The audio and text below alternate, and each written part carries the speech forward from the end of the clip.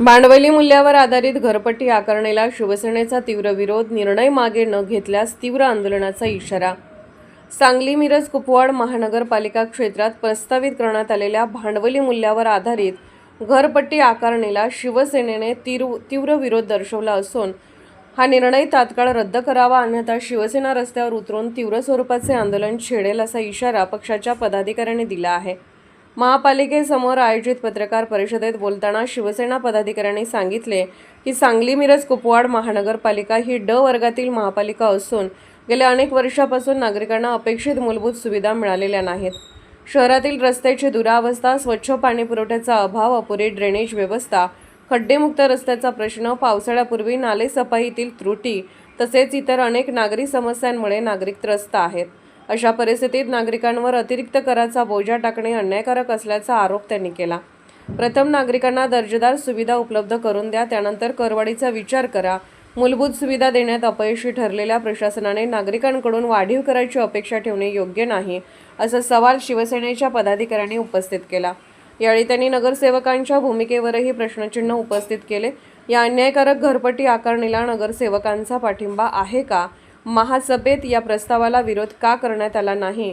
मतदारांचा विचार नगरसेवकांनी का केला नाही, असा संतप्त सवाल उपस्थित करत नागरिकांच्या हितासाठी लोकप्रतिनिधींनी स्पष्ट भूमिका जाहीर करावी अशी मागणी त्यांनी केली.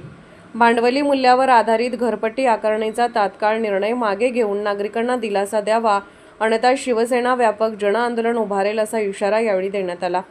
महापालिकेसमोर झालेल्या पत्रकार परिषदेत शिवसेनेचे विजयराव शिंदे, चंद्रकांत मंगोरे, प्रकाश अहिर, जब्बार मुजावर, किरणभाई कांबळे यांच्यासह विविध पक्षांचे कार्यकर्ते उपस्थित होते.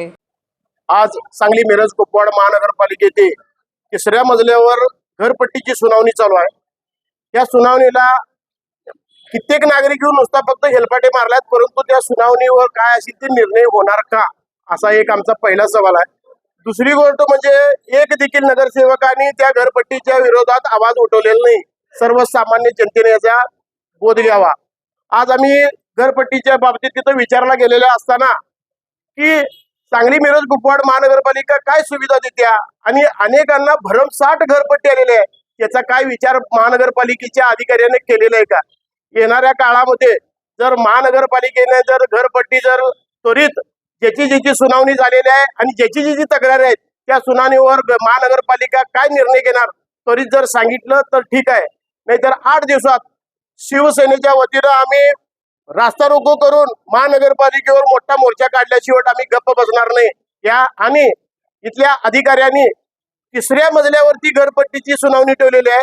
70 आणि 80 वर्षाच्या लोकांनी त्या घरपट्टीची जर सुनावणी ऐकायला घ्यायची असेल तर तिसऱ्या मजल्यावर कसं घ्यायचं, एवढं तर त्या अधिकाऱ्याला कळायला पाहिजे.